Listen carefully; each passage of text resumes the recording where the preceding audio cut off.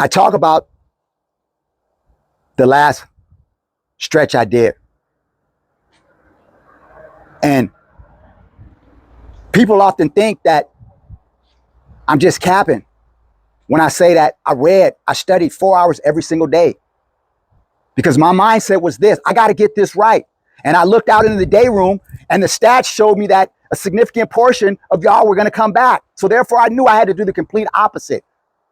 The 13 years, I never played chess, cards, dominoes, not even with my cellies.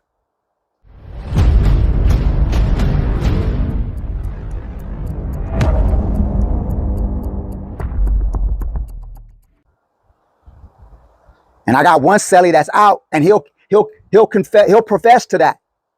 All the rest of my cellies are still, they gone. They're still, but a lot of them I wasn't fucking with.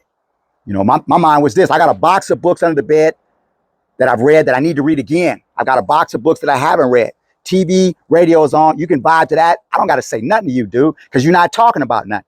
And the only reason why you're still in the cell is because I like my program and where I'm at, and I'm not trying to fuck it off. I'm trying to get the fuck up out of here. So I don't got to stat you nothing. There were dudes I was in the cell with for a year and hadn't said more than 50 words to them. The only thing I might say, hey man, a chow, or count. I ain't gonna let you starve. Other than that, you're not talking about nothing. Not wasting my time. I'm doing the exact opposite of what everybody else is out there doing. And so I read 4 hours every day. And because sometimes I didn't have the money to buy the subject that I was most interested in, I read anything that came my way. That's part of the reason why I can speak on a lot of subjects, because I've read things that I was not interested in, but I realized it gave me a broader understanding of things. I sat back and thought about all the things that I believed and how did I come to those conclusions of belief. And were those conclusions, they were fed to me by somebody else, but were they right? Were they based on logic and reason? Do they conform to history? And so all those things that I had accumulated that I couldn't stand on, I got rid of. So when I talk about a lot of things, it's because, once again, I've actually done some intense or serious study on many of those subjects. I read 4 hours every single day. And like I said, it wasn't always the books that I was able to get, because books are expensive. You'd be surprised. The one thing that I knew I had that time, and the most productive thing I could do, was to learn. Pour in as much as possible. While all those dudes out in the day room were playing chess, dominoes, cards, and all that stuff. One of the aspects that turned me away from that was the fact that I could go to the day room and there was not one single dude who could tell me how to make a legal dollar. And that was part of the reason why I backed away from sports, because the word fan comes from the word fanatic. And I couldn't see myself as a G being a fanatic of another man, especially if it's not my offspring. It's not my son, my grandson, my young nephew or cousin or something like that. Someone who I have a vested interest in. And I'm a fan of them. They're playing on that team, so I'm a fan of that team. But the minute they move from that team, I'm not a fan of that team anymore. I have no vested interest. I'm a fan of the team that he went to. That's what they do. As soon as somebody's willing to pay them more. So just understanding that, I had to back away, because wait a minute, hold it. I might respect your get down, but I'm not a fanatic of no man. G's don't get down like that. So learning that, coming to realization with that, I backed away from watching I haven't watched a game in over 20 years. Don't give a damn. Now, I'm not saying that there's nothing wrong with it per se. We need to have some pastimes, but we shouldn't be fanatics of being entertained.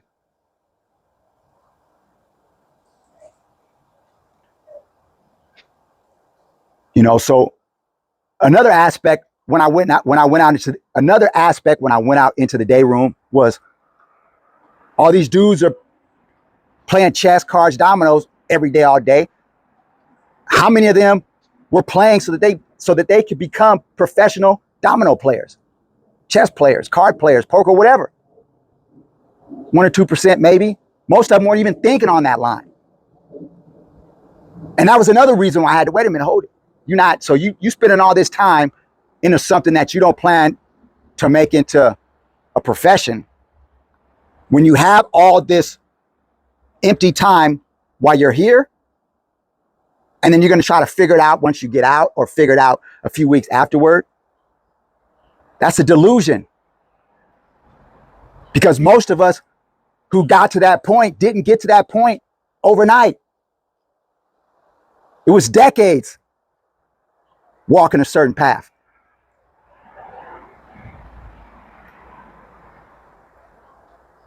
So those were some of the reasons why I decided to do the program that I did my last term. And it ain't for everybody. But my thing was, I got to get this right. I'm not here to accumulate friends. If I already know you, cool, we chop it up. If I don't know you and then just by happenstance, we find something common and we jive, cool. But other than that, I'm not looking for no friends here. This is not my first go round. I didn't back the corner. I back another corner. I didn't back the corner before. When it wasn't nothing but me. Just from where I come from, we was never the deepest.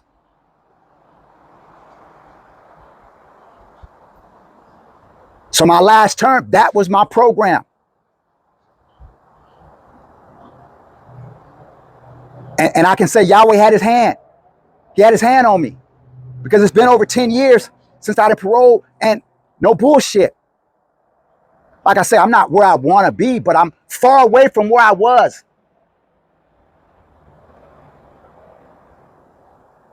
Most of the cats that come from where I come from, our biggest addiction is the bullshit. It's the streets. And it's hard to move out of that. Often a dude will move away and take it with him.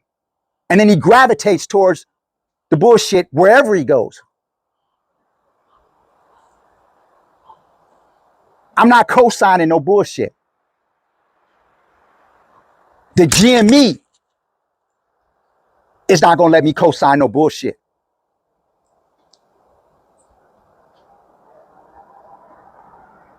So once again, that's why, or in part, I emphasize on us continuing to learn. Because as time progresses and we get older, our bodies will begin to fail us. But our mind, man, you don't know how powerful the human mind is, man.